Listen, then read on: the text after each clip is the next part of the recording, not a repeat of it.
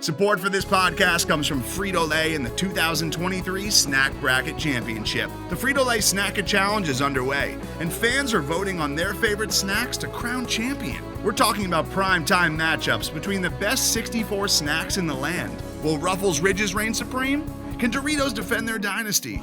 Or will Smart Food use their smarts for a surprise upset? Only you can decide. Get in on all the action for a chance to win up to $1,000 or a year's worth of snacks. Let your snacks be heard. Just go to fritolaysnacket.sbnation.com to vote and enter for a chance to win. No purchase necessary. Sweepstakes ends April 3rd, 2023. Void where prohibited. Year's worth of snacks awarded in the form of 52 coupons, each good for one bag of chips. See official rules at fritolaysnacket.sbnation.com.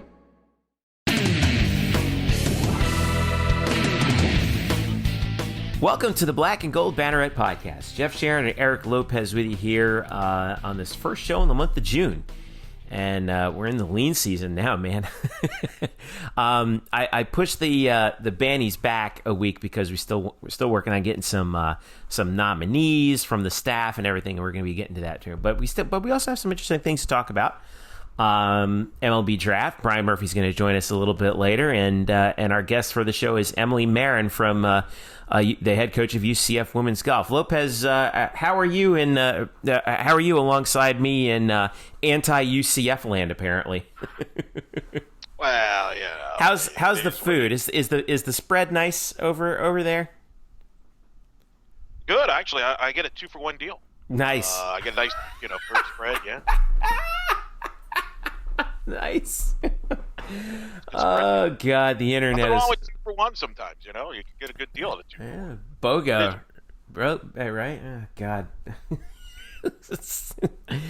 Oh, the internet is awesome. We are Black and Gold Banneret. We are SB Nation's home for the UCF Knights. You can catch us at UCF_Banneret on Twitter, Facebook.com/Black and Gold Banneret, and of course blackandgoldbanneret.com. So we'll get to all that stuff here in a little bit, but we're going to start with a real quick thing on an experiment that I did on over the weekend, and I wanted to share it with you and get your insight on this, Eric. I thought this was really I don't know why I did this, because on the face of it kind of seems like a waste of time, but I thought it was interesting. So I decided for some crazy reason to ask the question of UCF fans on Twitter, what team are you okay with UCF scheduling a 2-for-1, 2 on the road, 1 in Spectrum Stadium, with X school? And I went through the entire Power 5 conference, every school in the Power 5, all the 5 major schools plus Notre Dame. Okay, and I was really surprised at some of the results, and I was actually really encouraged by the participation. Thanks to everybody that voted.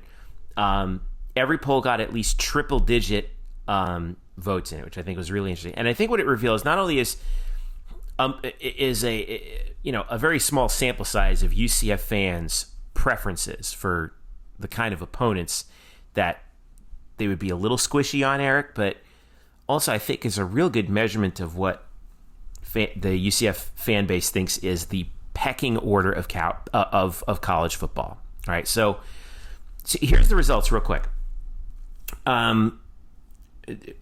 Every school was yes or no, except for Rutgers. I added a hell no in there, but I counted that as a no. Here are the only 9 teams out of the 65 in the Power 5 received more than 50% yes. All right, you ready? I want to see. I don't know if do you have it pulled up, by the way, or not? Because if not, I'm going to ask you if you can guess which 9. I think I've seen it, so I'll be honest. I would be cheating. Okay. So let me give you the 9. Okay, here we go. Alabama's the leader at 84% yes. This is yeah. All right, followed by yeah, I know. Surprise. Clemson at 79, Ohio State 77, Oklahoma 74, Michigan. All those programs you just mentioned, right, all been in the playoffs. Right, and by the way, if you took those 4, and by the way, and I wrote this, you take the number 5 is Michigan at 68. If you took all those teams over 60 that are over 67%, who got 2 out of 3 yeses at least, like that to me would not. that would be like your college football playoff pool, right? Those Alabama, Clemson, Oklahoma, and either Ohio State or Michigan. By the right? way, some big brands too. Yeah.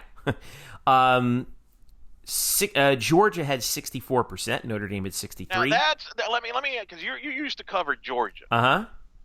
How much of that is Kirby Smart's recent success? Like, would people have voted that high for Georgia, say, during Mark Richt's 7-6 year? No. You know what I mean? Like, I wonder. No, they wouldn't have. They would have been below LSU, who, by the way, is after Notre Dame at 61. And then the dividing line seems to be USC and Texas. USC, Southern Cal, is 51% yes. Texas is 47%.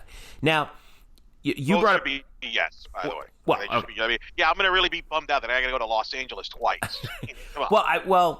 I think part of that has to do with, and I think you brought this up before, when timing, right? If USC was going 12-1 every year, like they were in the Pete Carroll days, they would be way up there. If this was the Pete Carroll era, I really think that percentage would be like 90% yes. I feel like they're kind of still riding the very last bit of that wave. Now, I think there's another factor that plays into this that's timing related, and that is, and that's, you see that with Texas, right? UCF has already played at Texas once, and so I think the fans that voted were like, been there, done that. No, which I get. I don't necessarily agree with, but I get. By the way, the other teams that were in the 30 to 50% range. This is an interesting batch of teams: Texas, Oregon, Penn State, Florida State, which is the highest in-state team, by the way. Auburn, Texas A&M, Michigan State. Florida had 23% yes. Miami had 21% yes. Nebraska, Scott Frost, 22% yes. And then everyone else is, who cares? Oh, by the way, this year's opponents, North Carolina, Georgia Tech, both had 5% yes, 95% no. Pittsburgh's the opponent. Oh, I'm sorry, yeah. Well, Georgia Tech's also on the future schedule, but Pitt is 4% yes, 96% no. Yeah. So, yeah. Yeah, no, that's interesting. The thing I find interesting, there might be a team or two I disagree or I would have added, but again, a lot of this is timing, and like I would USC with their tradition. I'd like to see USC and all that. But what I find interesting is that based on that, then there are, contrary to some of the minority media out there and fans even, UCF fans are willing to do a 2-for-1 and actually don't disagree with Mike Oresco and his comments about 2-for-1s, contrary to belief from others. Yeah, that's my conclusion to that. Well, what it tells me is that there's this there's wiggle room for Danny White. Like if he came out and he said, if let's say tomorrow, okay, UCF scheduled a 2-for-1 with Oklahoma. Okay, UCF fans would be going crazy. I think all that stuff about no 2-for-1s would be like, shoot, we'll take Oklahoma, And if Danny, because UCF would announce that with great enthusiasm, no? Has proven that. I think the people that have been saying that no 2-for-1s under any circumstances from the fan, I think that's the minority of the fan base. I think there's some fan base to be open to it. I think it's a vocal. I do think it's a vocal minority. I think that most fans get the position, but if like, shoot, we got a shot at Oklahoma or Clemson. Sign me up, And by the way, there's no wrong answer on this. Like, I think unfortunately, this has become like, well, it's either or. And I'm going to quote Adam Silver, the NBA commissioner, said prior to one of the NBA final games, and they were talking about the relationship between the players and the owners in the league, because Draymond Green had said that he doesn't, they don't refer to him as owners, because that's more of a slavery term. It's more of a partnership type of thing. And so that got some reaction.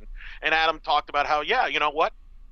We have a partnership. We don't look at it as a owning people. We have a partnership. And certainly we disagree on certain things. But at the end of the day, there's a partnership and you have to compromise, which he said is kind of lacking in today's society, which I thought was a fascinating quote from Adam Silver. I don't know where he was referencing to as far as society in general. Maybe he just thinks that today's day and age, maybe people just don't see the other side of things. I think everybody has their own situation in college football. Not everybody has the same situation as UCF. Not everybody's drawing 43,000, 44,000. Not everybody has a cabana in their stadium. So for people to question other teams' scheduling philosophies is kind of, I don't understand why we're questioning other people's philosophies when we don't like the fact that people are questioning our philosophy of scheduling. You know what I mean? Well, I think that there's this quest for everybody to kind of to have a uniform thing. Like, UCF fans think that every school in the American should do what UCF does because UCF right now is the lead football brand in the conference. Okay, and I get that, but and the whole idea is the whole idea is hey look, we're setting the example, but you got to remember, like, okay, so you think Tulsa should not accept 2-for-1s? Like, Tulsa has no choice, And Florida, I mean, they all have different scenarios. By the way, right, they're going to do. Alabama doesn't schedule the same as Vanderbilt. Like, Vanderbilt took a game at Notre Dame without a return. Alabama wouldn't do that. So right. that idea that a whole conference should have the same philosophy is nonsense. Like, across the board, like Duke's scheduling differently than, say, a Clemson. You know what I mean? Like, it's. Every conference schedule's different with different teams. Now, everybody has different agendas. Now, and everybody has different business models that they have to account for too, which I think is the other really interesting, part of this. Like, UCF is catering to its business model. USF and Memphis, who's scheduled a 2-for-1 with Arkansas, is catering to their business model. It doesn't mean that those teams are losers. It means that they got bills to pay, and that's how they can pay the bills. Because if they can't do that, there is no football for them. But here's the other thing, and I want to credit Rob, who's with the UCF New York chapter. Rob Cicenti, I believe his name is. I forget. Rob, forgive me if that's wrong. But so his question to me on Twitter was, well, if that's the case, then stop calling yourself a Power 6 league. And I'm like, well, it's a marketing campaign. I mean, it's designed to to solidify the base. It's not designed to say, like, this is what we're going to do on the outside. Here's what the market, people have missed the point on the marketing campaign. What it has done, and it's actually been successful from this standpoint, it has separated the American from Conference USA, from Mountain West, from the MAC, from the Sun Belt. Nobody ever pairs them up that often. It's kind of like the American is kind of their own island. Yeah. They're talked about more with the Pac-12 and the Big 12 and all that, instead of being talked to with the Mountain West. So I think that's the marketing campaign there. But the marketing campaign does not change the fact that American schools are making what, and a new TV deal is going to be what, 7 and 9? What? It's on average $7 million. Whereas an SEC school is going to make 30 to 40 million. You know what I mean? So that's right. That's not changing. Which, by the way, also, those other conferences that you mentioned, like the Sun Belt and Conference USA, they're going to be making what? Some of them are making less than $1 million a year. So there is the American occupies this unique space where I think that's the thing that everybody's saying is like, well, you're either one or the other. Well, not necessarily. From a revenue standpoint. Now, if we could talk about it from a power within the NCAA standpoint, like the NCAA rulebook specifically states that the Power 5 conferences have autonomy. Yeah, I mean, that's written into the rulebook, and there's nothing the American can do about that. But they very clearly are, occupy this gray zone between the top 5 conferences and the autonomous 5 conferences, and then the group of, I guess we can call it the group of 4 conferences, and that's okay, and I think the other thing too is, listen, it's no secret that UCF and USF, Memphis, Cincinnati, and Houston and UConn are kind of knocking on the door every once in a while for the inclusion into that big revenue group, right? But let's say they all left tomorrow. Like, the American's still going to be there, and they'll be fine. And they'll be fine because there's only a handful of programs that can really leave and hurt a conference. Like, if Oklahoma and Texas were to leave the Big 12, that would crush the Big 12. Yeah. You know what I mean? Yeah, then it's like the rest of them might merge with the American, to be honest with you. Well, I think that's what, to be honest with you, if you gave me a prediction 5 years ahead, I think that's what's kind of going to happen. hate to spoil it for people. In fact, I think, I mean, and this is the thing. I talked to a lot of different people involved in administrations throughout the country because I've been fortunate. I travel a lot and I like to talk to people. Yeah. You do the softball thing, and you get to talk to a lot of people there, And just around the country, and when I do this first thing, and one of the things that I was told, for example, a lot of people talk about Houston, for example, and the Big 12. I've been told that a lot of people in Houston actually think there's a better chance they're going to go to the Pac-12 because the Pac-12 is actually struggling more than the Big 12. Everybody assumes the Big 12 just wants to make moves because they're actually doing fine financially. The Big 12, they're actually the third best from a making money standpoint right now as far as the big conferences. The Pac-12 is the one that's got a lot of issues with Larry Scott and the Pac-12 network distribution and the finances. They're the ones that are struggling, and there's there's the belief that the Pac-12 is going to be the one that's going to be aggressive to make moves to help their brand, to enhance maybe their TV package. And one of the programs that's being looked at, from what I was told, is Houston. That's why Houston's making all the moves they're making. So that's the thing that people don't get, is that there's no guarantees of anything. Like you said, if I had to bet, there's a more likely scenario that if Oklahoma and Texas decide to leave to either go to the Big Ten or the SEC in 5 years, that UCF's going to be joining a bunch of teams in the Big 12 and the American, and it's still going to be the similar deal. Right. So you never know. So I don't know. The whole thing is really fascinating. When you get that kind of feedback, and again, I want to thank everybody who voted in these polls. I think it was really interesting. Let me ask you this question. What I don't understand, it's become the vogue thing for some people to be negative towards a 2-for-1. Why? Yet Cincinnati is playing Ohio State.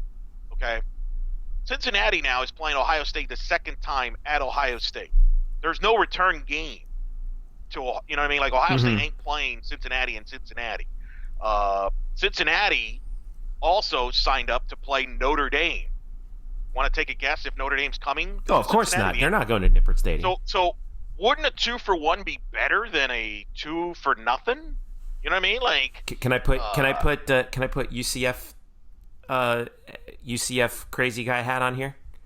What? Can I put UCF crazy guy hat on here to answer your question? Sure. It's because Cincinnati's a bunch of losers. That's why. Well, they're going to be the second best team in the league. Right, I know.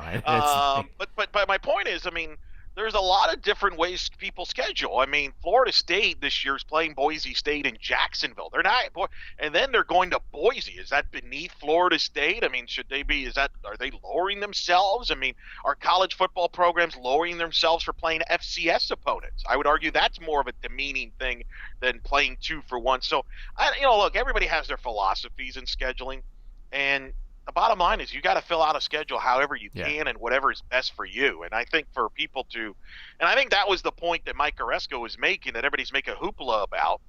And here's the other thing that people forget about whether you're for Mike Oresco or not. And I know you and I are getting crushed because we're defending the guy, God forbid, because we actually think he's done a good job. But you know what's more important?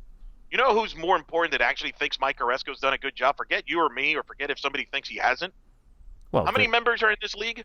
Yeah, 13. Who pays his checks? Yeah, it would be the presidents of the 13 member schools. So I would assume that if they had a problem with him, they would have gotten rid of him pretty easily. In fact, they just had a conference meetings, and you never hear anybody in the league say, "Oh man, he's terrible." Like, I can't believe it. Yeah. In fact, the majority of the league agrees with that assessment because the majority of the league is doing 2-for-1. So again, look at the bosses, and the example was Mike Oresco even said, this is a great example about the league and how it works. Mike Oresco brought up the whole, maybe we considering getting rid of divisions because he was worried about losing that automatic bid, like the scenario last year where had Memphis upset UCF, the American would have been out of the All Access Bowl. Well, that got quickly voted down. Yeah. Even admitted that. It's like, there was no support for that at all. You know what I mean? But give him credit for admitting that. Like, hey, you know what? That was my idea. They all shot it down. We move on. Well, I think here's the thing that everyone doesn't want to admit about this, is that both Danny White and Mike Oresco are right. They're right with respect to their respective economic models and constituencies, and that's okay. And the sooner everyone, I think, comes to an understanding on that, the better. All right. By the way, agreed, and agreed. And by the way, just because USF is scheduling 2-for-1s does not mean that's hurting UCF, because at the end of the day, I don't believe Alabama ever was going to come to play UCF. I don't think Florida was obviously ever going to play UCF. A lot of these teams aren't going to play UCF at Spectrum Stadium, right, on a 1-for-1 deal. So and I don't think if you're UCF, you as we've seen, you offer them that, and if they say no, it's like, okay, moving on. We're not right, exactly. Okay, I get it. You don't want to play at our home stadium, fine, but we're not going to play you. By the way, you said real quick before we leave this for there, you said that you would have added a couple more schools in addition to the top 65. Who would you have added? I'm just curious. Into the Twitter poll. Who were the ones that? Well, was Texas a yes or a no? Did that end up being a yes or? Texas was 47% no, 53% yes. Again, I think that has a lot to do with timing and the fact that UCF. I would have obviously yes. I would have said fine to Texas. I'm good for USC. I would have added USC with their tradition. I'd like USC was USC was a yes. That's about as 50-50 as it gets. I'm not against Miami, by the way, for that record. But if you want to do a home, I'm not either. I'm not. Yeah, I'm not. Because I think Miami can be. Florida, if they wanted to do something, I would be for that. I also not because Florida, I think not Florida though. I think Miami could be had twice in down south. I actually do think that. By the way, there is a recruiting standpoint about this. If you went down to Miami a couple times, that's not the worst thing in the world either. Right. Well, that's why UCF is okay with going down to FIU and FAU 2 of the last 3 years. Yeah, don't be surprised if that continues. But I'm open to idea. I'm not like I don't believe. Obviously, I think they they for the most part hit the right teams as far as I wouldn't play them. Although, for example, Tennessee. A lot of that is because the way Tennessee has struggled, and they might continue to struggle. But what if Tennessee was a top 10 program? Yeah. I think people would change their mind. Like Georgia, I was really surprised that people would be for Georgia. I really was. I'll be honest with you. Well, that's because Georgia is where they are right now. The one I think I mentioned this before, but the one that I think was is kind of everyone's selling right now, but they're probably going to buy in the next couple of years is UCLA. Because Chip Kelly's there, right? Once he gets him back up, people. Yeah, and then you want at least one guaranteed trip to the Rose Bowl? Yeah, sure, I'll do that. That's my whole point. From a fan standpoint, don't you want to travel to cool places? That's the other thing is I'd be curious to know to what extent fans factored that in saying yes, and to what extent they were just looking at the team. You know what I mean? So, I don't know. Selfishly, I voted. I will say this. I think the Pac-12, you're more likely to get home and homes, and you may not have to do 2-for-1s, because I think the Pac-12 does not have the leverage as, say, an SEC or Big Ten school does. Yeah. No, it's true. And, so, all right. Let's take a quick break. We'll be right back. Today's episode is brought to you by Cars.com. With over 2 million vehicles and 50,000 more added every day, Cars.com will match you with the perfect car for you, your budget, your life, your style. And if you're ready to say goodbye to your current car, Cars.com will get you an instant offer to cash it in. Just start by entering your license plate and get matched with a local dealer who will write you the check. So whether you're looking to buy or sell, just go to Cars.com. It's magical. All right, welcome back to the show. Jeff Sharon, Eric Lopez with you here. All right, now it's time for us to get to our interview. And we're going to be doing these team report cards throughout the summer. And our first UCF head coach to actually come in is Emily Marron, head coach of UCF Women's Golf, who went to the NCAA Championships. And you spoke to her, Eric, just the other day, in fact, right? Yeah, after another great year where they get to the national championship round, a top 25 finish, another monster year for Emily Marron, of course, who has really taken this program, was in good shape when she arrived, but has taken it to another level as well. As she took over this program in June 29, 2012, led them to another NCAA tournament appearance after a runner-up appearance in the American Conference, and as I mentioned, gets to the national championship round in the top 25. Here it is now, my conversation with UCF women's head coach, Emily Marron, on the Black and Gold banner. And joining us now, of course, she's the head coach of the UCF women's golf program here, of course, coming off a phenomenal year where they ended up playing for the national championship. And, of course, I speak with Emily Marron joining us now here on Black and Gold Banneret. Coach, how you doing? I'm doing great, Eric. Thanks so much for having me. So give me a chance now. You've had a chance to reflect on the year. What kind of stands out to you now that you've had a little time after the season here to reflect on this incredible year? Yeah, it was quite a run there in the spring. We had a very young team this year, so starting out the year, I don't know that we could confidently say that we'd be at the finals, but we kind of kept building all year long, and I saw a lot of growth and maturity from our team in the spring, and just kind of felt like every tournament we played in the spring, it just kind of kept getting a little bit better, and obviously we went to conference and finished runner-up, got the at-large bid, got sent all the way out to Washington to the regional out there, and we really just tried to tell the girls to embrace that. Half of them thought we were going to Washington, D.C., so I had to explain to them, no, it's the state of Washington, and we just really embraced that trip. I think that's why we played so well out there. It was a beautiful place. We just enjoyed it. We had a young squad, obviously, with 2 freshmen and 2 sophomores who have never been. Maria had been to regionals before. So I think we just enjoyed the trip so much. We, really went with not a lot of expectations. We were the 13th seed, and I said to them in the middle of the practice round, only one time in the history of NCAAs has a 13th seed ever advanced. So we have nothing to lose. Let's not be nervous. You just need to go play and have fun. And it was quite a ride. It certainly was. You had a young roster. I mean, I know that coaches don't usually have expectations on your team, but going into the year, was there a moment in the year where you're like, this team could actually really go deeper, make some noise here in the postseason and even compete for the conference title? Was there that moment?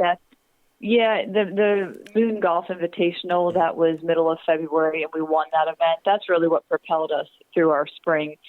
We were really trying to figure out who that 5 spot was going to be. I think the 5 spot is really important in college golf, and we played a lot of different girls back and forth in the fall in that spot. And then finally, we got Chinatsu in that 5 spot, and Chinatsu pulled through for us at the Moon Golf Invitational. She finished 3rd individually, her best college tournament ever.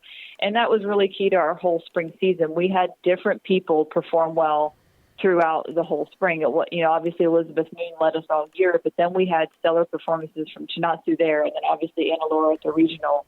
It was just a true team effort, and I think that's what it takes to get to the national championship. You have to have all 1 through 5 throughout the year playing well, and at any moment could go deep, and that's really what propelled us to the national championship. I want to talk about Laura, for example, who had an incredible regional, was within 1 stroke away from winning the NCAA regional there. Just talk about her performance in that regional and her whole year. Yeah, Anna Laura, she is a player who probably has had the most growth in 2 years that I've ever seen it in my experience of coaching. And I sat down with her early on in the spring and just really gave her a shot of confidence. I told her, I think that, she has so much potential in this game, and she could really make it at the next level, and just try to fill her with confidence, because she self-admittedly will say she struggles with that. And I think just being able to tell her how good I think she really is, and that she has the potential to be one of the best. And, she said that really helped her, and that was a breakthrough performance for her at regionals.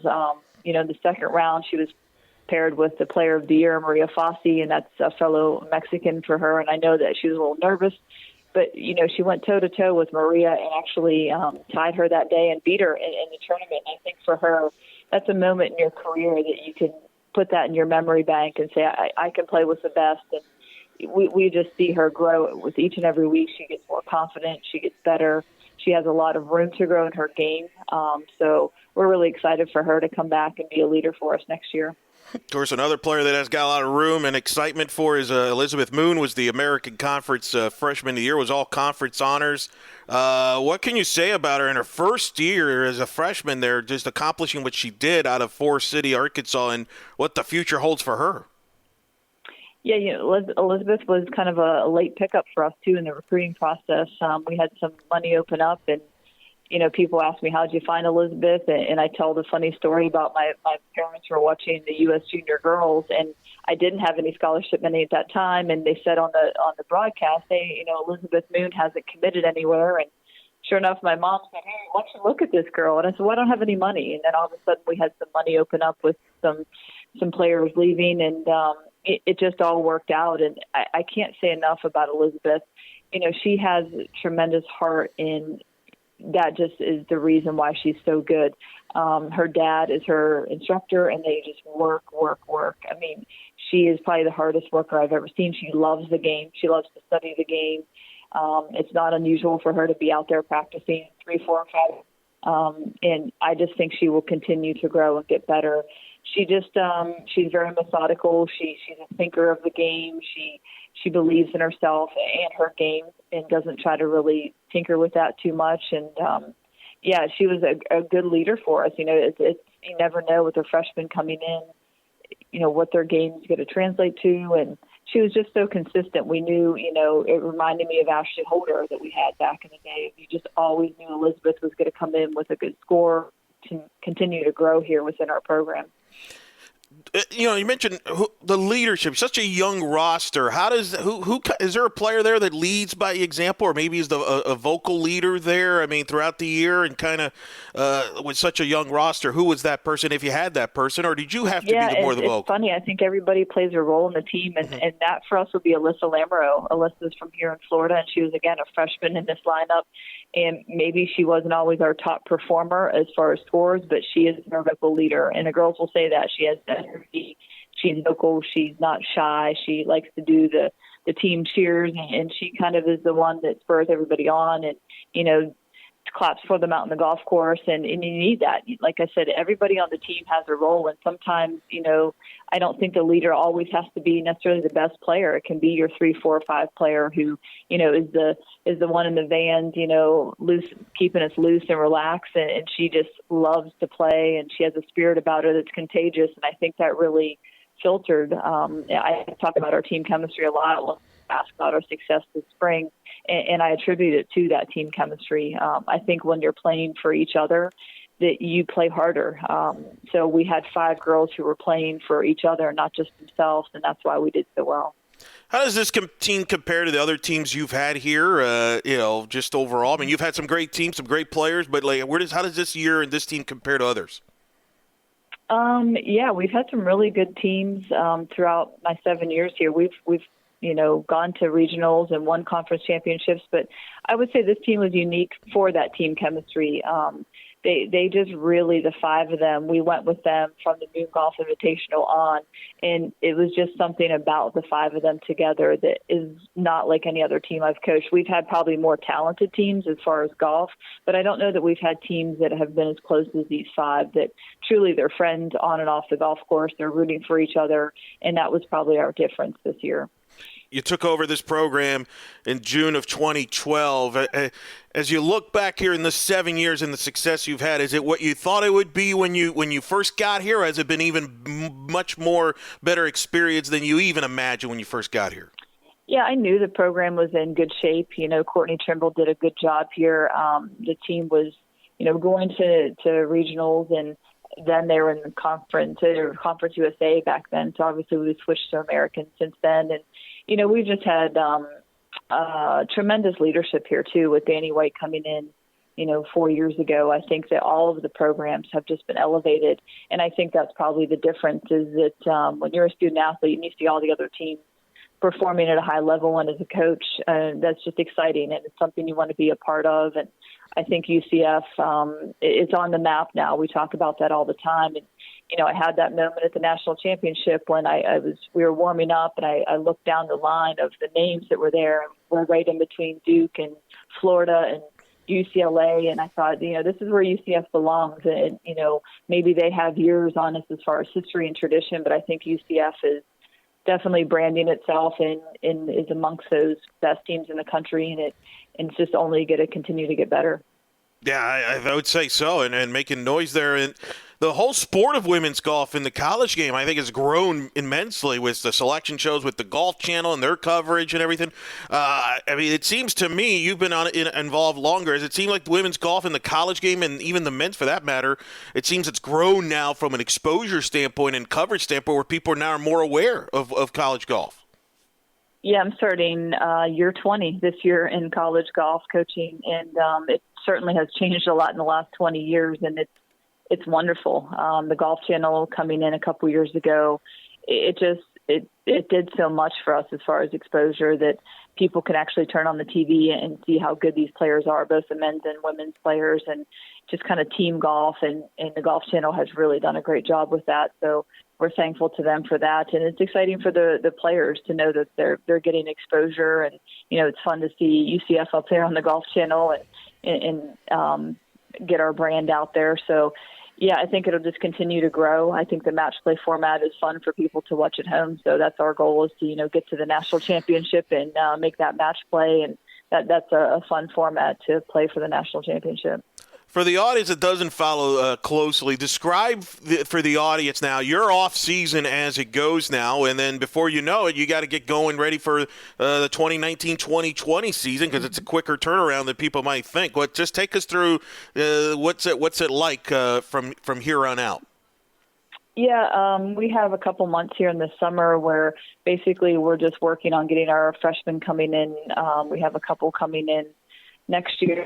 Comes for summer school. So she's from Thailand, so I'm currently working on getting her here and getting her settled. And, the players on the team, the NCAA doesn't allow us to really work with them too much in the summer. So they're kind of on their own. They go play in tournaments. And as coaches, we just get on the recruiting trails and start looking for, the future, 2021, 22s. I mean, we're looking at 9th and 10th graders. And, for us, we'll travel the world. We'll go to Europe, and recruit a few events over there. So it's fast and furious. We have about June and July. Then the team comes back. The first week in school is third week in August. So, and then from there we travel 2 weeks after the first day of school. So we get a little bit of break, and they need it. I know the girls, this is the time of year where they can kind of take a little break and work on some things in their game, and then just get right back to it in August. What's it like? And we've had John Roddick on and Brian Kaneko, the tennis coaches, and they have the similar deal where, you're both playing a sport that is international, where it's a world game. And so not only, you're not just recruiting in the States, but you're recruiting across the world, if you will, and many different countries to find players. What is that like from a recruiting standpoint, finding talent all over the place? Yeah, it's interesting for sure. A lot of people think we go to all these countries, and that's not necessarily the case. I mean, we work with a lot of recruiting agencies who, contact us, and we'll go, like the girl I have coming from Spain, I saw her play in Canada, or the girl we have coming from Thailand, we saw her play out at the World Juniors in San Diego. So, we'll try to get over to the British Junior Girls as a major tournament in Europe. So, we know our sport is global, and to compete with the best, if you look at the rosters of the best women's college golf teams, it's very international. So, it doesn't matter to me what country you're from. I mean, we're just looking for talent and people who have similar values to us. And, we only take 1 or 2 every year, so we have to be pretty selective with that. So we definitely make sure we get to know the player and her family and go to see her play. And sometimes that takes us, all across the world. But it's definitely a fun experience for us as coaches to bring girls in and give them this experience of college golf and get them their college degree and help them along their way. You mentioned you had a great chemistry this year. You're going to add some pieces to it for next season. So as a coach now, how do you, balance out the new faces into this great chemistry and keep that chemistry going in for next year? Yeah, I always say I think that's a lot on me. I always say attitude reflects leadership. So I, try to communicate with our current players of the importance of welcoming the new players into our family. And, there's only 2 girls, and one's from Spain, one's from Thailand. So this is their family. I mean, they're very far away from their families, and it's a new atmosphere. So the girls on the team have to really take that responsibility on. As coaches, we have to take that responsibility on of making them feel welcome and bringing them in and showing them, around campus and around town, and making sure that we are their family. I mean, we're so close. There's only 7 or 8 girls on the team and 2 coaches. So, these are my kids in essence, and that's a big responsibility that I take on, that their parents, send them to me from all over the world, and I'm really the person that they know. So, that is a huge responsibility for me and an honor for me, really, to take these girls, these daughters of people, and take them in for 4 years and make sure they're happy and successful. And, I always say you have to be happy first. So they have to be happy here and like where they're at to play good golf, to get good grades, and that's a big part of my job is making sure the team chemistry is good. And, whether it's they're going out to dinner with the girls and watching movies or in the dorms or, just hanging out with them, taking them shopping, that's a whole experience. And it's more than just golf and school. You have to be happy here. And that's a big part of our job. I know you follow every sport at UCF because I've seen you at a lot of the UCF sporting events. We cross paths, and heck, you've thrown a first pitch out at UCF baseball before, and even in softball. But obviously, this year has been an incredible year. I believe like 12 out of 16 teams made postseason. Teams, of course, Becky Kramer and rowing playing they got to the national championship round in their sport. I know you're aware. What's that like being around all these coaches and everybody having success? And I know it's under Danny White's umbrella, and that's a big part of it, but what's it like? Do you guys feel it when everybody else is having success, and does that feed off to your program? Yeah, I think I would never view that as pressure or anything like that. We're all rooting for each other, and hey, athletics is hard. You can maybe have a team that looks good on paper and recruit kids, and I said it yesterday in our town hall meeting, a lot of things have to go right for all of this to happen, whether that's from your team travel to your business office to your athletic training to academics. It takes a whole village for all of this to happen, and we're all in this together. Whether you have a down year or you have a great year, there's so much support here at UCF, and we're realistic. We're going to compete like heck every year to make that national championship, but a lot has to go right, and we just want to make sure every day we're doing what we can do, whether it's in the classroom, on the course, in the office to support each other. Like I said, I think it's a contagious atmosphere here. It starts with the football success we had a couple years ago, and it seems to just be trickling down. And I think when they see, especially now with social media, it's so prominent in athletics. These kids want their face out there. They want to get acknowledged. They know that people are watching. So I think when you have all these people behind you, supporting you, we had a tremendous send-off when we went to the national championship. We probably had 75 people from our athletic department came out to welcome, send the girls off and wish them well. And that meant a lot to them, for us to pull away and see all these people out there 8:30 in the morning clapping for the girls. I think that it just means something more when you go out to compete with that in your chest. Couple things before we let you go. If I put you in charge of golf, it could be the college game, it could be the professional game, it could be the LPGA, it could be the PGA, whatever you want. If there's something you would like to see added to the game or changed in the game or you think is needed for the sport, what would you want to do? I think for college golf, a lot of coaches, we talk about it, is more match play. I think if you saw any of the coverage on the Golf Channel, it's so exciting to watch, and it's even more exciting to play, match play. And I think maybe we have to figure that out. We've talked a lot about potentially, could you have a stroke play national championship maybe in the fall and a match play championship in the spring, some sort of format where, it's a little odd that we have a match play championship in the spring, but we play stroke play all year. We never play match play in a tournament. So for us to determine our national championship by match play, it's almost a different game. You kind of play different. You have different strategies. You have different players that are match play players and compared to stroke play. So I'd like to see that. I don't know if I'll ever see that, but the Golf Channel was smart when they told us to go to match play because it is very good for TV. So it's fun to watch, and you're just playing for that 1 point for your team. And I think most coaches you talk to, most players you talk to, they love match play. And we just don't get that format. So if the NCAA could figure that out somehow, how we can incorporate more match play, that would be something I would do. Is there a way to prep? You mentioned because you don't get to play match play often. These are young players. Do you have to practice almost match play to prepare for that? Because you don't even play it until the championships later on if you get to that point. So how do you kind of prepare for that? Yeah, we try within our team. We had a 1-day match with ECU. We schedule it. If you have extra days of competition, let's say if you get rained out, you have an extra day. ECU schedules in a match. We did a match with Rollins. It was unofficial. And a lot of these national team players from other countries, that's the format they play a lot in Europe. South America, they have national teams where you do go and play match play. So a lot of our players come in with that experience. But yeah, during the year, we don't do that very much. So you try to maybe in practice, but obviously that's not the same. But it's definitely a different format. Like I said, you might have a guy or a girl who's better in match play than they are in stroke play, because obviously you're just playing for that one hole. If you have a player who, she makes, a double or a triple, but she makes a ton of birdies, that's somebody who's going to be good at match play. So there's a little bit of strategy involved there.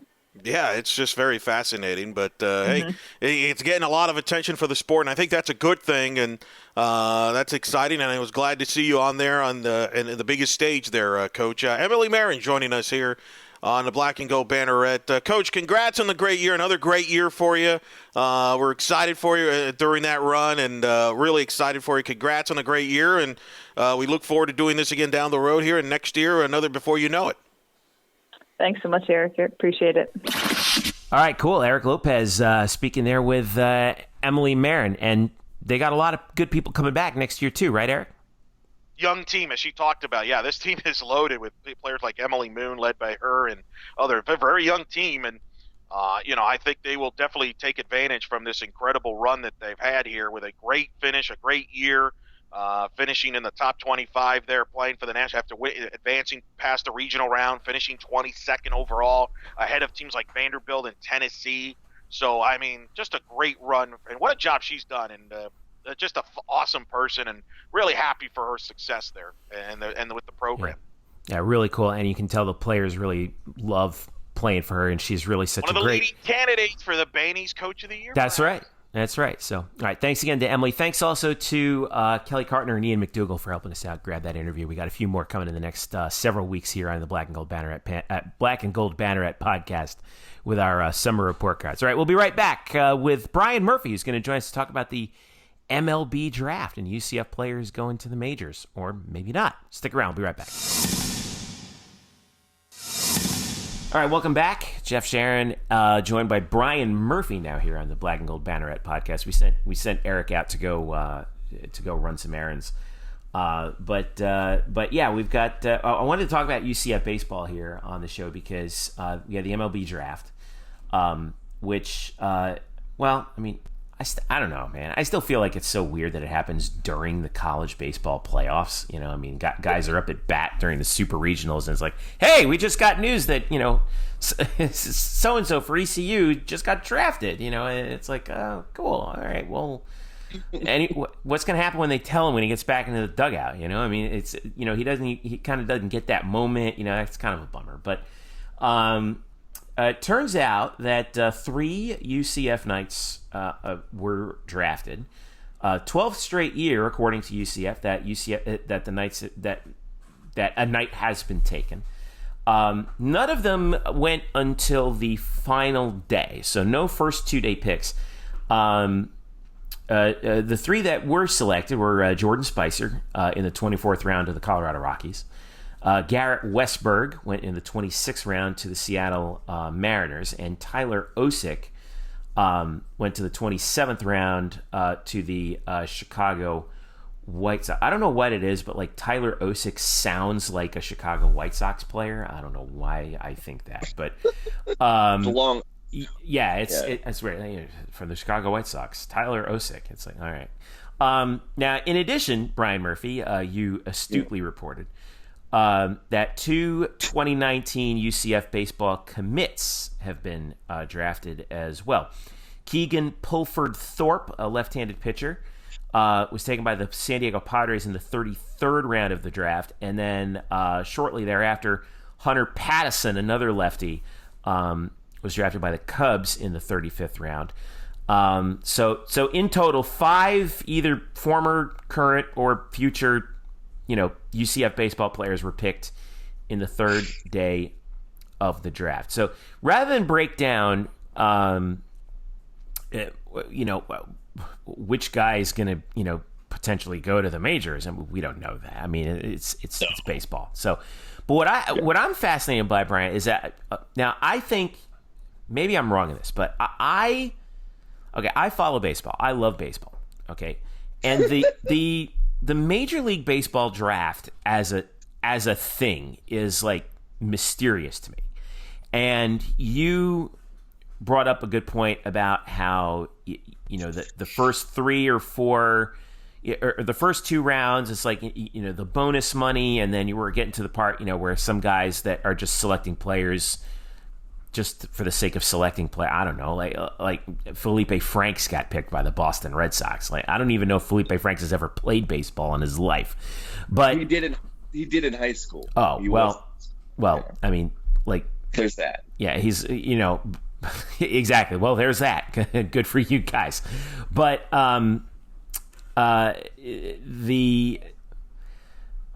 explain to us how this all works, from like how it really works, because it's 3 days. There's a gazillion rounds, and why do teams pick guys when they do, and where does your place in the draft indicate the likelihood that you get a shot, or like, for if you use a guy like Osick as an example, right? Like, what is getting drafted in the 27th round mean in terms of his baseball future? Well, there's a clear line of delineation between rounds 10, like the first 10 rounds, and the rounds after round 10, like rounds 11 through 40. So in those first 2 days, you have the first 10 rounds. Within those first 10 rounds, you have what's called bonus pool money that's allotted to every team to spend on their picks in those rounds. And they have a pool of money that they have to spend on these 10 picks, or how many picks they have within these first 10 rounds. And there's a value assigned to each of those picks in the first 10 rounds that is kind of used as like a baseline for how much more bonus money you can give these players. You can give these players more or less money to sort of, overspend or save money to sign other players. But the point being is, if you're selecting these first 10 rounds, not only are you going pro, but you're probably getting at least $150,000 on top of it as part of the bonus pool money. Even if you're like late in the 10th round, I think the lowest bonus pool money slot is valued at like $142,000. So if you're in the first 10 rounds, and like, let's say you're a high school prospect, unless you're like a really, really highly ranked high school prospect who still wants to go to college, you're probably going to sign because you get that extra bonus money on top of it, and it's pretty alluring. After that, there's certainly there's like a decent contract after that. If you're like in the 11th round or 12th round, you can get, I think, $125,000 contract. It gets less and less as you go down the rounds. The reason why teams select these high school seniors, they know that they will not sign. Like Jack Leiter was signed by the Yankees in the 20th round yesterday. Jack Leiter is the son of Al Leiter. Jack Leiter is also considered one of the top 40 high school, really one of the top 40 prospects in all of amateur baseball. He's going to go to Vanderbilt. They've known forever that he was going to go to Vanderbilt, so no one took him. The reason why the Yankees took him in the 20th round is because at that point, there's no risk in maybe trying to say, hey, maybe we can convince him to play for the team that his father used to play for and his father now works for. Yeah. So maybe we can talk him out of his commitment. Now, still, Jack Leiter is going to Vanderbilt. I mean, it'd be a shocker if he went to the Yankees in the 20th round because, again, he's one of the top amateur players in the nation. But when you get to the guys like, like Jordan Spicer or Tyler Osick, Garrett Westberg, these are seniors. And so, you can kind of wait on them because they really don't have much other options. So they wait on them until the 24th round, 27th, 26th round, and so on. So that's kind of how it goes. If you're within those first 10 rounds, there's always a threat of you signing. Although I will say, we've seen prospects or commits to UCF who were drafted in the 30th round or later, and they still signed to go pro out of high school instead of coming to college, maybe because that guaranteed contract is just something that they need and want now. So you never know. These two commits that UCF has seen being drafted this week, Keegan Pulford Thorpe and Hunter Pattinson, maybe they both sign, even though they're in the 30th round or above, because you just don't know what their situations are like and what their desires to go pro right now are. Even if you consider that if they came and went to college, they would have a good chance, if they stayed healthy, of improving their draft stock 3 to 4 years from now. So where do these guys go from here now? Like the three seniors in particular. I'll get back to the two lefty commits in a second, but Yeah. Osik goes to the White Sox. You mentioned Westberg to the Mariners and Jordan Spicer. So all right. So they see their names picked. They're like, all right, I'm going to take my shot. All right. So where do they go from here? So they will be assigned to each franchise's rookie camp, and they'll play rookie ball sometime later this year. Now rookie ball is there multiple levels of rookie ball, or is that A ball or that I'm talking? Right. No, it's not specifically A ball. Right. And some of these guys can be transferred, I think, straight into A or double A. They will not be, but that can happen. Some guys, by the way, have made the pros without playing in the minor leagues at all. These are like really developed senior level MLB ready pitchers, and who have never played the minor leagues. That happens rarely, but they'll probably go to like some rookie summer fall ball, pro associated ball. And remember, like Ryland Thomas got drafted by the Reds, I believe, in the 33rd round, and he went and had a really strong immediate rookie season. But after this, you then have to wait to get your assignment to play in either A ball or high A or wherever you're going to be sent off to. Now, for some of these guys, they may not be assigned to a camp after rookie ball. Like, we're still waiting on a few guys to be assigned. I'm still waiting on Ryland Thomas to get his camp assignment, because he hasn't gotten it yet. And so I'm not sure what that means. I'm not sure if there's something that's going on with him behind the scenes or if he's hurt. But after your short stint in like rookie ball, then you have to be assigned to another camp, and you have to wait for that assignment. So that's what kind of awaits them. It's not a glamorous journey by any means, and it gets less glamorous the further down the ladder you are.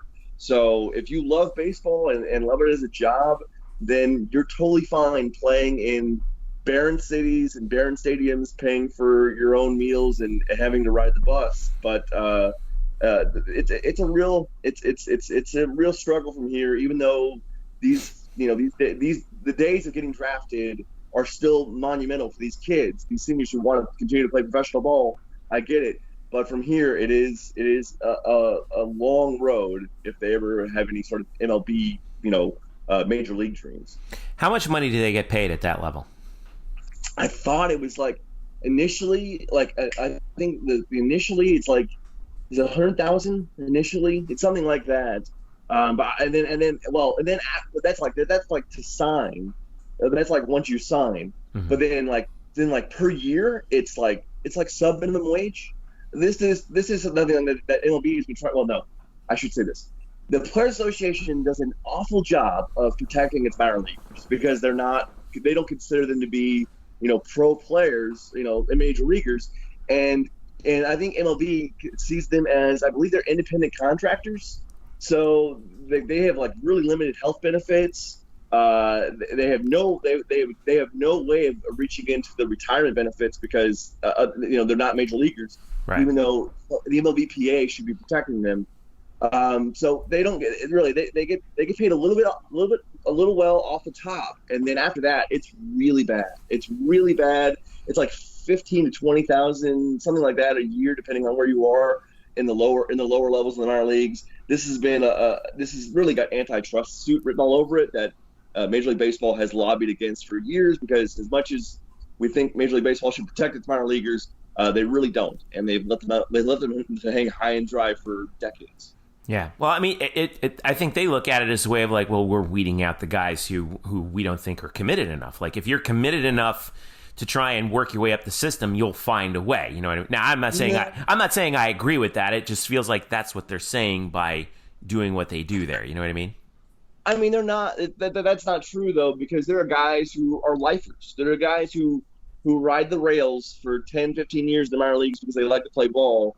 And they have to deal with the same stuff. They have to have, they have meal stipends. They have to do.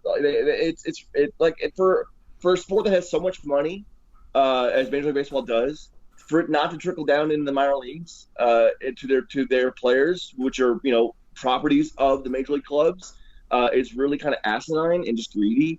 It's not, you can't just say the guys, they're not getting paid because they're not working hard enough to be pros. Some of these guys know they're not major league quality, but they're playing ball under the auspices of, being associated with a major league club because they love baseball, and yet they're not being rewarded for it, or they're being paid. You can't raise a family on what they're being paid, and it's really difficult. And reading a lot of the trials and tribulations of guys who have been in the minor leagues for like 10 years, and what it takes for them to feed their families, it's really somber. But we're getting way off track now. But it really is a tough life. This is fascinating. I think a lot of people pop culture wise, when they think of minor league like those minor league lifers that you think of, they think of like Crash Davis and Bull Durham, right? Yeah. And what you're saying is that that's an even more glamorous depiction of life in the minors, especially for a long time play. And there are several UCF guys that are still hacking around in the minor leagues. And I think they mentioned here, UCF has now sent 107 players to the MLB draft, and there are still several that are out there. I'm going to check Baseball Reference and see exactly how many, but there's still a lot of guys that are out there who are still fighting the good fight, and that's kind of amazing to me. Well, I'll say this. So I had to look it up because I want to get these numbers right. So I just did a quick Google search on like how much the minor leaguers get paid. And again, it's bad. So if you're this is from a 2017 article, but according to Major League Baseball, if you're in like AAA, which is like obviously the highest level below Major League Baseball, you get about $10,000 a month, depending on like give or take. But if you're in like short season or rookie ball, where these guys are going into now, the UCF guys are going into now, they get about $1,100 a month, and because they're independent contractors, they do not get paid for time spent out of season. So they don't get paid in the off season. Yeah, they don't get paid in spring training. So then they're selling insurance, Yes, it's a really, really tough life. It really is. You got to love the sport to really stick in the minor leagues for a long time. And the crime is a lot of these people do. A lot of people stick in the minor leagues until they're like 30, 35 years old because they love baseball, and it's really hard to make ends meet. Yeah, I'm actually tallying up the numbers here of guys who are actually listed as 2019 there's 30 UCF players or 30 players with at least UCF ties who are in pro baseball right now. By the way, going from the recent draftees, all the way down to a guy like, Dan Winkler and Bo Taylor, who, who came up through the system in 2011, right? I mean, they're still out there. Well, Dan Winkler, I don't know if he's down back in the minor leagues, but he was with the Braves as early as like a week ago. So he's been up and down in the major leagues this year. Oh, right. So yeah, that's true. Yeah. He does get some major league pay. But he's been back and forth actually this year between Atlanta and Gwinnett, which is their AAA team. Right. So, but again, like if he's down in Gwinnett for a while, then he's getting $10,000 a year. And I should mention, I think in 2018 it was reported that the major league minimum is about $555,000 per season. But that's you have time. If you have time served, right? Like if you're basically right. So that is if you get like enough to qualify like a full year in or a number of games played. And how much is that? Do you know what the number is for that? Because the rookie numbers that goes back to the whole Chris Bryant thing. Like the rookie numbers for like what qualifies as a season served is weird, and teams do weird stuff with high level prospects in the start of the year in order to keep them for that extra year on the contract and all that kind of stuff. Same thing with Vlad Guerrero Jr. this year with the Blue Jays. I mean, he got hurt, so they had a reason to keep him down in the minor leagues, but he could have come up anyway, and they kept him down because of service time. That service time is also manipulated because they want to have an extra year of control over those guys, so they have an extra season of non-free agency. Basically, they get I think a 7th year instead of 6 out of them. This has gotten really dystopian for what should have been a celebration of 3 UCF players that got drafted yesterday. Yeah. Now it's yeah. Yeah. Now, okay, so real quick before we get once again into the UCF guys real quick. There was a good question I had and it just flew out of my head. It'll come back to me. It'll come back to me. But anyway, all right. So the guys that got picked. Let's talk about the three guys who got picked. By the way, they're off on their journey, and best of luck to them. The two kids who were commits. What's the likelihood that they come back to UCF in your opinion?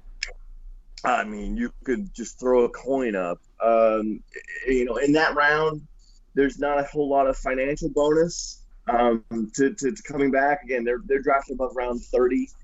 So it's just, there's not a whole lot of, of like, hey, we're going to just unload millions of dollars on you like these first round prospects. Like, that's not going to happen. Who knows? Maybe they really want to play pro ball now. Maybe they want to make some money now. Maybe they got drafted by a team they really like, and it's a dream for them to play for that organization, even if they're not playing for the major league club. So I don't know. It's really a guess. The signing deadline, I don't know the signing deadline off the top of my head, but I believe it's a few weeks from now. So we'll figure out, I think either by the end of June or sometime in mid-July, whether these kids are actually going to make it, they're actually going to come to UCF. But if you want me to guess, like, will they come or will they not? Like, I have no earthly idea. Right. Analysis. Yeah. Hashtag analysis. But one last thing on the MLB draft itself before we get to UCF baseball in 2020, because now that the draft is over, we have a little bit of a slightly clearer picture of what the roster is probably going to look like and what the needs are and whatnot. But I guess real quick, if you could change something with the way Major League Baseball conducts its draft process, aside from obviously paying minor leaguers a living wage, and health benefits, I guess what would it be? For my money, it would be hold the draft a little later, hold it after the College World Series. Because it's kind of like we vomit up baseball for a little while here in June, and it's like it seems a little bit chaotic, and I don't think it gives some of the better players a chance to really celebrate that moment as they should, and in turn, I think that kind of hurts baseball a little bit because they don't get to tout these guys because basically they're busy, right? And we know how big drafts have gotten in the NFL and the NBA, and I think Major League Baseball's trying to make it like that, especially with the advent of MLB Network, but they haven't done a very good job of it to this point. What would you change about it, though? Well, I don't know if you can change it. I don't know if you can move it because the MLB draft is so different than the NFL or NBA draft because those players are being taken from the other sports. Those guys are being counted on to contribute right away. Whereas baseball knows that even your best prospects are at least 2 to 3 years away from doing anything in the major league club, maybe 4 to 5 years away if they're a high school guy. So I think holding it in season is actually prudent because at least there's attention being paid to baseball. So having the baseball draft, which would not on its own, be a huge eye grabber, at least you get people during the season paying attention to baseball. Now here's the draft. You're already watching baseball anyway, so you have this too. If you held it in like November, though, during like NBA season and NFL season when baseball is not going on, I think fewer people would care because there's nothing that draws you to it. The reason why you're watching it now is because it's baseball season and hey, there's a draft going. So that's kind of why. So I don't know. I wouldn't move it. You can always say like fewer rounds, but I mean, they've always sort of cut down the round numbers as we've gone on in years. Like we're down to 40 rounds. It wasn't that long ago that we were at 50, and then it wasn't long before that we were at like 65. So they've done that too. I don't mind the process. Like, look, yesterday was in the last 2 days, rounds 3 through 10, and rounds 11 through 40. They each take about 6 hours to conclude. But that means that on the third day, on your Wednesday, your rounds 11 through 40, you have a pick coming up like every 20 seconds, which is kind of fun. So I don't know what I would change about it, just because like I don't know what hope it really has to be an eye grabber, to be a real attention grabber. Because again, a lot of these kids are not going to contribute for a while, and honestly, after the first maybe 15 rounds, teams don't even know what they're drafting. I mean, really, they don't. They depend on area scouts who might have seen a kid and liked what he liked the cut of his jib. Saw him in like 2 games. He performed well, so they'll pick him up in like the 20th round or the 30th round. They don't really know what they're getting. Now, some of these guys will be stars, and we'll go, how did that guy fall so far? That's because these teams don't really know these players. They really don't. They're just sort of they're going on the word of an area scout who might have seen a kid once or twice, and then they'll pick him in like the 29th round or whatever. I think of that guy in the Moneyball movie. He's like, he's got an ugly girlfriend. He has no confidence. Like that right. Kind of stuff. Yeah. Well, thankfully that's less out of the game, but I mean, it kind of is that sort of thing. Like, okay, I mean, the guy sounds good, and I should say this: when you get in like rounds like 35 to 40, you get like what we saw yesterday. The White Sox drafted the son of their clubhouse manager. The Padres drafted the son of Dave Roberts, who used to be their manager and player, while Roberts was actually coaching a game, managing a game for the Dodgers. The Blue Jays did an awesome thing of drafting Roy Halladay's son in round 32. I thought that was amazing. But you see all these, sons and players who are drafted only because they have a connection to the club otherwise. Like Carlos Correa's brother was drafted in the 38th round by the Astros. Of course he was. So they're not taking these guys because they think they're going to be pro prospects. They're taking them because, like, hey, why not? At this round, let's just have a nice familial moment here with someone who's in our organization. But again, if you expect that these teams really dug in deep on some 25th round pick, they really haven't. It's probably just an area scout who's reporting back to them saying, hey, I saw that kid once. He was pretty good. Sure, we'll take him here. Yeah. I guess maybe the best example of that is Mike Piazza, because Piazza was going to Miami-Dade Community College, and his dad reported this. The story is his dad and was friends with Tommy Lasorda, and he asked Tommy Lasorda to just, can you just take my kid as like a little family favor?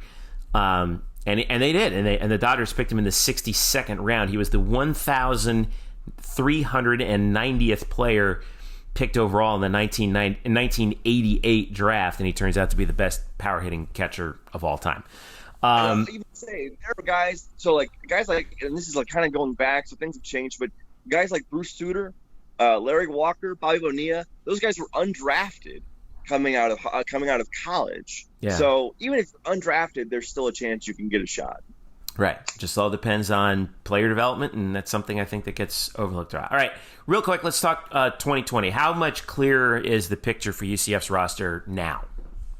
Well, I'll preface this by saying that things will probably still change. You'll probably still have some guys transfer out that we expect to come back. I'm not going to mention names because I don't want to put the cart before the horse. But boo! Just kidding. Yeah, right. I mean, but you'll probably see a couple guys who are still on the roster who will not be on the roster next fall because they'll have transferred. That's my assumption. But this draft, as it was, went pretty well for UCF in terms of their 2020 outlook, because there were two. You knew the seniors were going to go. Well, we can get into that too. We should get into that, like the seniors who didn't go, which was kind of shocking. But there were two junior players, Ray Alejo and Dallas Beaver. Ray Alejo's a redshirt junior. I believe Dallas is a true junior. But both of them were obviously draft eligible, and I thought that at least Ray would go. I mean, he's a defensive center fielder, really fast, who's shown a hit tool and some pop. This last year, he's kind of transformed himself a little bit into more of a gap hitter than a singles hitter. But he does not get drafted, which means he can come back to UCF and play a senior season. Dallas Beaver does not get drafted, so he can come back and play a senior season. We talked last week on this podcast about how that lineup looks pretty thin without those guys in it. Well, those guys might be back now because they were not selected. So really, that really helps UCF, assuming they're both back. So I think the outlook for this team, at least offensively, is much better than it was 48 hours ago. I'll say that. Now, pitching-wise, it's kind of the same. You knew the guys were going to go. They're seniors. They're going to leave. There wasn't really anybody on that like will he, won't he ledge. Trevor Holloway was a junior. He's draft eligible, but he had surgery. He had bicep not surgery, but he had a bicep injury that caused him to miss most of the season. So he wasn't really going to be picked. But I think this draft coming out of it assuming Alejo and Bieber are both back, it worked out pretty well for UCF going into next season. Now, you think that's shocking that they didn't go? I'm shocked that Alejo didn't go. So I'm not a draft Nick. I'm not a draft Nick by any means. Could have fooled us. Yeah, right. No. But if you had asked me to rank like the top 3 guys who I thought would be drafted this year out of UCF, Alejo's in that top 3. There's no doubt. He's got like 2 or 3 tools like automatically. He's got a run tool.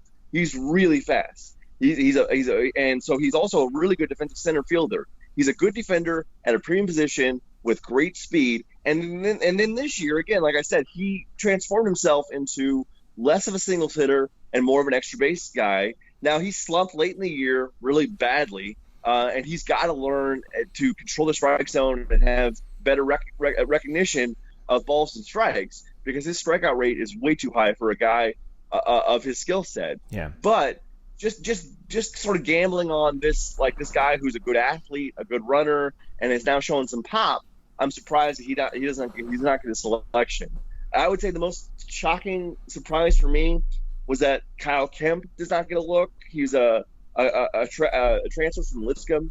Now, in 3 years of Lipscomb, Kyle Kemp did not have great numbers, but he comes to UCF last year, and yeah, I understand he's a little undersized. He's a right-handed reliever-only prospect, but he was dominant at UCF here as the closer for UCF. I think he struck out like almost 12 per 9. Opponent's batting average, I think, was 129. He did walk. He had some control problems. I think he walked too many guys. I believe he had 21 walks in 30 innings. But again, when you see a guy who creates soft contact, misses a lot of bats, and has thrown in the mid to low 90s, you can work with that. Like, can't you work with a guy with some control issues? Like, can you just not iron that out? Sure. So I'm shocked, especially as a senior, because at least with Alejo, teams can look at him and say, well, he's only a junior. He may not come to us if we take him in the 30th round. But for a senior, where there's no risk, and they're at your beck and call, for Kyle Kemp not to get a call is really shocking to me. I was really surprised that he does not get a shot after a dominant season at UCF. Yeah, I mean, he actually tweeted, yesterday, thanks, but I was looking at his Twitter feed, and the tweet that he had right before that, this was yesterday, just 4 words. He says, "Just need one shot," and I'm like, yeah, I mean, that's kind of heartbreaking, because that's the thing. I mean, I know I've said this with other sports before, but when you're an athlete and you're that close to success as an athlete, professional success as an athlete, all these guys, they all say the same thing. All I want is just one shot. If I get my shot and I fail, I can live with that. But I can't live with not getting the shot. That's frustrating. And I'm totally with Kyle Kemp on that one. Any other seniors that you were surprised that didn't go? I mean, there are seniors like Matthew Micah, who is really the only 4-year starter on this team this year. Yeah. He's among the top 10 all time in UCF in games played, at bats, stolen bases. He doesn't get a look. You had pitchers like Chris Williams and Grant Sherman who don't get looks as seniors. I wasn't as surprised there, especially when you're dealing with pitchers like Grant and Chris. Like, yeah, they're nice pitchers. They've got decent stuff, but you got a lot of mileage when you're a senior, though. But also, if you don't hit 90, no one's looking at you anymore. It's really kind of sad. Like, Grant is kind of a craftsman pitcher. Like, he's like that crafty lefty. He definitely is, because he's a changeup, curveball, slider guy who kind of works his fastball in and out. But that fastball pops out at 88. And Chris Williams throws a little harder, but he really did not have a great season this year, so I think I was not surprised that they don't get picked, because they just don't throw hard. Whereas it's kind of like a prerequisite if you're a pitcher. And Matthew Micah, I was a little surprised that he wasn't picked, just because, again, he's a senior, so there's no risk there. He's showing a decent hit tool. He can run. He's an okay fielder at a good position, at a premium position. But there's nothing that really stood out about him as opposed to Alejo, who I think is faster, who I think is a better defender and has shown more power. So I mean, it's too bad because again, now their only choice is really to, hope for a undrafted free agent call. Maybe they go to the independent leagues, which is sort of like beyond the wall for a Game of Thrones. Beyond the wall. That's a very accurate depiction of it, to be honest with you. It is. But hey, you know what? If you're playing independent leagues, you're not playing because you think you can make it to the majors. You're playing because you love baseball. So maybe they keep playing because you love baseball. And to them, I say go get it, because again, you can't play baseball forever. You can always go, sell insurance or work at a car dealership later on in life. But if you love this, then go do it for as long as you can, for as long as it makes financial sense. Because you lose it in short order. Yeah. That's awesome. That's awesome. Thank you so much, Murph. It's very insightful. That's a lot of red meat to chew on there, man. That was really good. And now you, ladies and gentlemen, know all you need to know about the MLB draft process. Well, one last tidbit. Hopefully, I think I got most of that right. Should have said that off air. So Jordan Spicer being picked in the 24th round is actually the latest that any UCF player has been taken, or the latest that the first UCF player has been taken in a draft since 2009, which I believe was the year that Shane Brown was taken by the Yankees. He was like pick 208, whereas Spicer was like he was later on than that.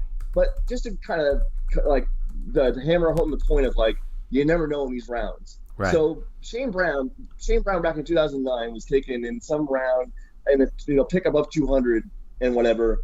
But no, it was actually more than that. But just before him, a few picks before him, Blake Trinan was selected out of college by the Marlins. Now it took Blake Trinan a while to be what he is, but now Blake Trinan is one of the top 5 relievers in all of baseball.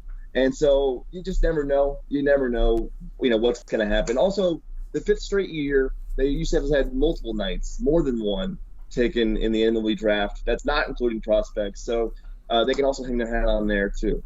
Cool. All right.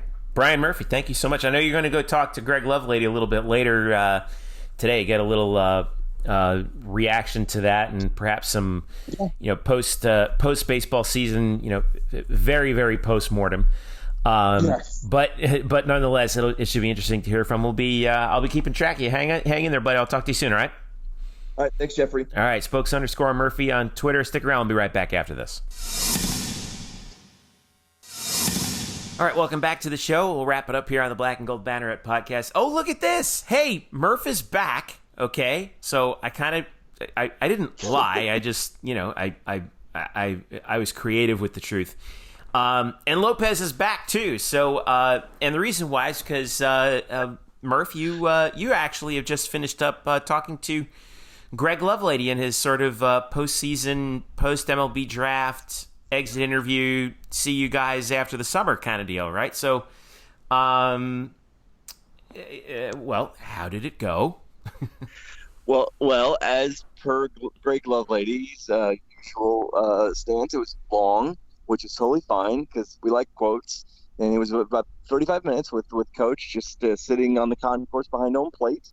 And, we kind of talked a little bit about the conference tournament because we hadn't talked about that or the NCAA tournament since we last saw him. So, he talked about how it was, obviously disappointing how they didn't get in. They felt better this year than they did after the tournament last year. They felt better about their chances of getting in. They saw that Baseball America had them in their last projected bracket. So obviously disappointing, but he was really proud of the way his team obviously fought and won those 2 games against Memphis and Tulane. And if you watch and go back and go on the Americans baseball Twitter account, you can see Greg in his post-game interviews with Haley Otten after those 2 conference tournament wins really started to get choked up. And yeah. I asked him today about what sort of was the source of that emotion. And he said, it's because that team, even with all the injuries and stuff, they were still fighting, and they knew that they had heard from so many sources how they just were not good enough to be in the tournament. They were out of the field, and they just wouldn't give up. And I think that's sort of, the walk-off win and then Jordan Spicer's game of his career those two things, happening on that stage where they're fighting for their season, I think really got to him emotionally. And so he was very complimentary on each of the three guys who got drafted: Jordan Spicer, Garrett Westberg, and Tyler Osick. And I don't know. Do we have clips that we want to play? Yes, we do. We have some guy named Brian Murphy got those clips for us. Here they are right now. This is Greg Lovelady speaking to the media earlier today, Thursday, June the 6th. I'm really proud of Jordan. I don't know if a month ago that again, you saw this, and just the growth. And you've always had the ability. I mean, he's shown flashes of it, but you got to be consistent with it. And I think he just really grew. He graduated, which was unbelievable. I think that took a lot of load off his shoulders. And man, this last month he looked like a top 5 round pick. And so I'm excited for him. He deserves this. He's worked really, really hard. He cares. I'm excited to follow him. This summer in Pro Bowl. Tyler, good. Like, same thing. This is something that he's wanted his entire life. And, living in kind of under his dad's shadow and knowing, I think the pressure that he put on himself because of that. I think the things that people kind of, some positive, some negative thoughts that people had about him. You only got this and that because of your dad. You only did this because of your dad. You only got drafted by the Pirates because it was your dad. And not knowing if he was going to play, not getting a chance to go D1, and going to JUCO and being hurt and overcoming all that and getting an opportunity here. And I mean, just a professional hitter. Game's on the line, and we need a big hit. He's one of those guys that you want up there. That puts the time and effort in, and really worked on his defense. Really, guy that we thought, hey, DH, third base maybe, and we threw him out in left field last year with no experience, and he was a great left fielder. Put him at first base this year, back and forth, never complained, did a great job. I mean, he's got a chance to win maybe a Gold Glove, barely made any errors. I mean, that's just remarkable for somebody with, that hasn't been there their entire life. And I'm proud it's not the Pirates, because again, I think he showed everybody that he earned this. This isn't a legacy pick. It's a pick that he's earned. He deserves it. I'm really proud of the kid. We've butted heads, just by some of the things he's done, but he's grown up a lot. And the thing that I can respect a lot of him is him and I, we're fine. We butt heads, but he knows I want to win, and I know that he cares, and I know he wants to play pro ball, and we did everything we could to try to make that happen, and I'm glad that it did. And I'm excited again to watch all those guys, but just to see him go out and prove that he's proven he can hit in high school, he's proven he can hit it at an NAIA high school, he's proven he can hit in JUCO, proven he can hit at this level, he's going to prove again that he can hit at the next level too. And, it's something that means a lot to him, I know. I think just from what things he's gone through, just with dealing with all that other stuff, that he earned it himself, and I'm proud of him. That's Greg Lovelady, head baseball coach of UCF as they head into the summer. I did the one game, the Memphis game, and that was the first one where and we were watching in the booth, me and Garrett Walvard, and we knew how, I mean, you could hear it as we were listening. It sounded like he was barely holding it together. And I think that's, it's a credit to the team in the final analysis that, I think there are teams that, it's not about expectations, but do they rise to the occasion and outperform what even they think is possible? And I think in that 2-game set, that's what they did. And I think that actually this team, for the most part, well, I mean, we've talked about this on previous shows, but they did overachieve this year. It did. Yeah, they did. I mean, they threw guys out there like Zach Hunsaker or Jalen Whitehead, who are young pitchers who probably were not ready to contribute at the level in which they did. Hunsaker really became one of the most trustworthy relievers in the second half of the year. Whitehead was used quite often as an opener for a lot of midweek games, and those were pretty big roles for them, and they had some ups and downs. But I think Lovelady was impressed that even though those guys may not have been expecting to contribute that much this year, they rebounded. They had some good moments. There's some things they can use to take into 2020. Yeah, it kind of does remind me of the Johnny Dawkins' second year. at UCF when they had all those injuries. And Taco Fall was out the whole year. And Aubrey Dawkins was supposed to play but didn't because of his injury. And when BJ Taylor finally got back, Taco Fall was hurt. And still that team, I think they, 19 games that year? Right? Yeah. So 19, almost won 20 games. Either won 20 games on the nose or almost won 20. I forget. But they had no business winning that many games. And it's unfortunate that they got lost in the shuffle trying to get to the NCAA. Obviously, if you ask people like Baseball America, they figured that they should have been in, and TCU shouldn't. That's a conversation for another day that we've probably already had. But yeah, I do think that, you know, if the offseason continues, if they get the guys back that were hurt, that they thought that they were supposed to have to begin with, and they keep them healthy, you know, that does bode well for 2020. And as well for, you know, like we talked about earlier in the show, Ray Alejo and Dallas Beaver potentially coming back, having not been drafted, but still having eligibility remaining, right? Right, and Lovelady was very non-committal on both of those players today. He knows they can come back for their senior seasons. Ray's a redshirt junior, I believe Dallas is, but because they've been through the draft, because they were draft eligible, because they were not selected, they still could sign a undrafted contract if they wanted to, or, you know, they could look to, you know, I believe Ray may have an opportunity to play somewhere else as a grad transfer. I'm not sure, but the point being is that they could both not be at UCF because they couldn't sign a pro contract following the draft.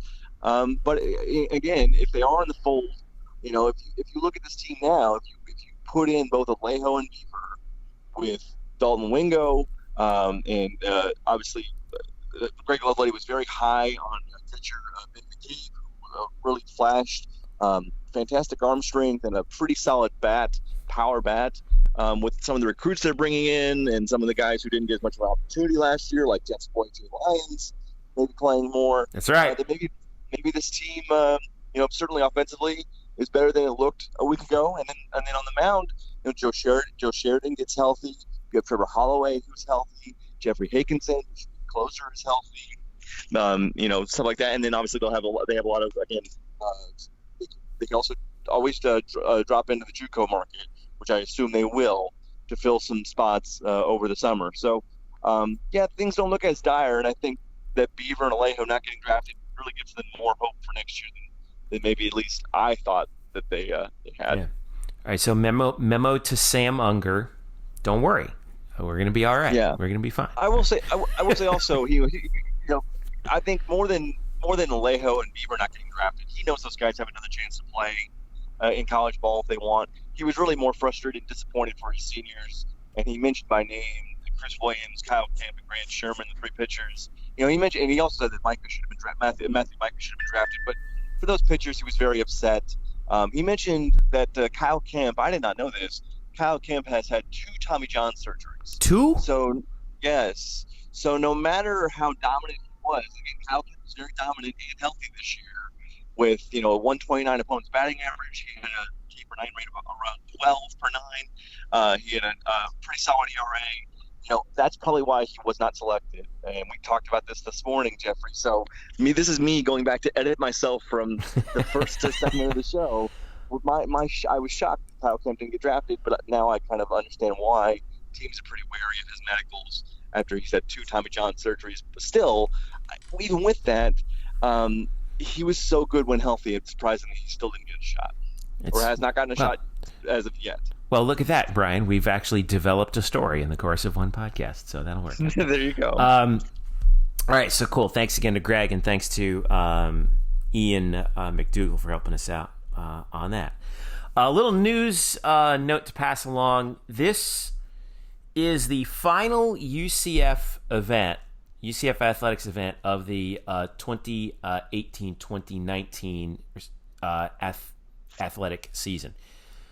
Tonight, June 6th, okay, Thursday evening in Austin, Texas, the UCF 4x100 meter women's relay team will compete in the NCAA Outdoor Track and Field Championships.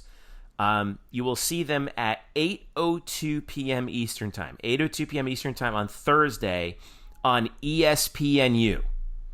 UCF is the 12 seed, having punched their ticket. This is according to the release, with a 43-72 in their heat in the NCAA Eastern preliminaries. It's the 10th time in the last 11 years that UCF has made it to the NCAA, or at least has had someone make it to the NCAA. And for the unbelievable. Yeah, it's amazing. And by the way, for the 4x100, if you're on that team, you're expected to go to the NCAAs because they've been to 5 of the last 7. Okay, so let's give it up for, by the way, the 4 athletes that we're looking at: Shania Williams, Ciara Holback, Beyonce DeFreitas, and Lauren Gallman. So yeah, this is and by the way, those first 3, Shania, Ciara, and Beyonce, they're all rookies.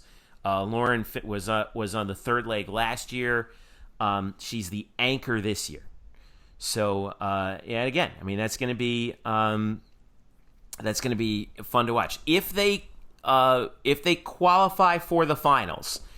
It's the top 2 teams in each heat plus the next best 2 times for the next 2 best times. It's an 18 field for the 4x1 finals, and those are scheduled for Saturday at 6:30 on ESPN2. But you got to get through. You got to be one of those first 2, or have a really good time. And that's 8:02 p.m. Eastern, Thursday night, June 6th. So again, make a note. That's ESPNU. ESPNU. That's right. That's going to be big. I'm going to be watching that. And then if they advance, it could be moved to ESPN and things like that. But what a year tracking there, and Dana Boone, man, getting it done. Yeah. We're hoping to get her during this summer here once this is done. Among other coaches, we had Emily Marron on this episode. We're going to have other coaches on in future weeks and episodes. And I don't know about you guys, but I have no idea how the heck we're going to vote. We got a heck of a lot of choices for the Bannies this year. In a lot of and now that's on me. I got to get the nominations out to all you guys. So keep an ear out on your inboxes. I thought that was happening last week. I thought they were getting the nominations last week. No. Is that why you're wearing a suit, Murph? Is that why you're wearing a suit? Oh, I'm always wearing a fancy hat, as I am at this exact moment. Right. That's just me. Well, here's gonna be my ex post facto excuse. It's the UCF 4x100 relay team's fault, because if they advance tonight, okay, let's say they advance tonight and they go to the finals on Saturday and they perform really well, or maybe they win, which we should not rule out, right? Right. Like, do they automatically win Team of the Year? Good thing we got time to discuss. We got time we can figure that out. There's certainly a nominee. All right, so there's that. In the meantime, by the way, if they get to Saturday, the coverage is on ESPN2. That's right, 6:30 p.m. Eastern on ESPN2. If they get to the finals on Saturday in Austin, Texas. So good luck to good luck to the 4x1 team. All right, Lopez, you've got speaking of people doing stuff in the summer in sort of international sports. You got a really good piece up right now that on the Women's World Cup coming up, right? Yeah, the Women's World Cup gets started on Friday, and we got, UCF's very heavily involved in this Women's World Cup. You got, of course, our very own Alina Reyes, who just got inducted to the UCF Athletic Hall of Fame, was on with us a couple months back when they were playing the United States in a friendly in the tour, up in Tampa. Her and Kat Sousa will be part of the Brazilian national team here in the Women's World Cup. And then you've got as well as Sophie Howard, former Knight, who was part of UCF from 2012 to 2014. She's on the Scotland national team. And then we got current Knight, the first ever UCF player to participate in the World Cup while enrolled in school, Kanya Plummer, who was part of last year's team. She's the captain for the Jamaican national team. So they're all going to participate. And then the cool thing about it is they're going to play each other. They're not going to wait too long. Because Reyes and Sousa in Brazil, they're going to begin their World Cup play against Jamaica on Saturday, 9:30 a.m. Eastern on Fox Sports 1 or Telemundo. I'm watching it. Spanish. I'm watching it, baby. Because both Brazil and Jamaica are in Group C. And then on the same day, Howard and Scotland will play England at noon Eastern on Fox and Telemundo. So they're going to get Saturday. That's a big day for UCF women's soccer. Really excited, really proud. I'm actually going to take some heat for this. Oh, boy. Part of me's, Look out, Brian. If Brazil plays the U.S., I'm rooting for Brazil. Well, Michelle Akers isn't playing for Team USA, obviously, but I'm just saying, like, what it's am gonna I supposed to do? One of my best friends could be the starting goalie. Yeah, I mean, like, that's a hard call, man. You know, that would make for a really good poll. Tell me what to do. What do I do? I will say this: this is the most UCF people involved in the women's World in any single women's World Cup ever, with 4. 7 Knights have participated in the Women's World Cup. Obviously, Michelle Akers, who's a legend. Amy Griffin played at UCF from 1987 to 91 and was a goalie on the 91 team. And let us not forget, more recently, Lena Peterman, who played for Germany in the 2015 Women's World Cup. I was a little surprised she wasn't involved this year. I was too. I was surprised at her. Obviously, Stephanie Sanders probably is in the German system. And I think one other player, I forget exactly who, but yeah, it was. I was a little bit surprised by that too. It's unfortunate, but yeah, we'll be looking forward to that. And that Brazil Jamaica game is when again? Saturday morning, at 9:30 a.m. Eastern. It'll be on FS1. Yeah, and Kanya is the Jamaican team captain, if I'm not mistaken, too, right? That's correct. She is the captain of the team. So she'll play. She'll be a part on the field. Hopefully, Reyes starts at goalie for Brazil. We don't know that at this time. They're obviously very good, but she's on the team, so that's exciting. So yeah, they'll be on there. I believe Jen Hilbreth will be calling that match at 9:30. Then JP Della Camera, who's the voice of women's soccer, will be calling the new Fox coverage there. So that's part of the World Cup group stage. Early on, and it's the Cup goes from just starts Friday, and then it concludes on, I believe, July 7th is when the final is. So all the way from France. Of course, you got the United States for all you Pride fans, who I know are right now. It's been a tough year because they've been quite frankly bad. You got Alex Morgan and company, of course, with the U.S. national team. Yeah. But in the meantime, you got Bridget Callahan, the former UCF players, on the Pride team, in Orlando. And also, this is the 20th anniversary of the 99ers, Michelle Akers, and head coach Tiffany Roberts-Sahadak, who, I don't know, is Tiffany over in France, do you know? I'd be surprised if she's not. I don't know. It wouldn't surprise me either way. I don't know that for a fact. So I would say that but obviously they'll be following that very closely, and so it wouldn't surprise me. And it is a month, so I could see her sweeping in for a week, maybe. Who knows? But she'll be excited. Just great to see, and I'm excited. I'm generally excited for see the UCF players involved, and hope they do very well. In all seriousness, I mean, like I said, I hope obviously if Reyes, especially if she's starting at goal, I'm not going to root against her. I'm sorry. I mean, she's hopefully they do very well. It should be an exciting World Cup and a great stage, and we'll see how they do. Sounds good. Murph, what do you got coming up perhaps in the next week or so? I think I'll take a look at UCF Baseball 2020. Certainly not with 2020 vision.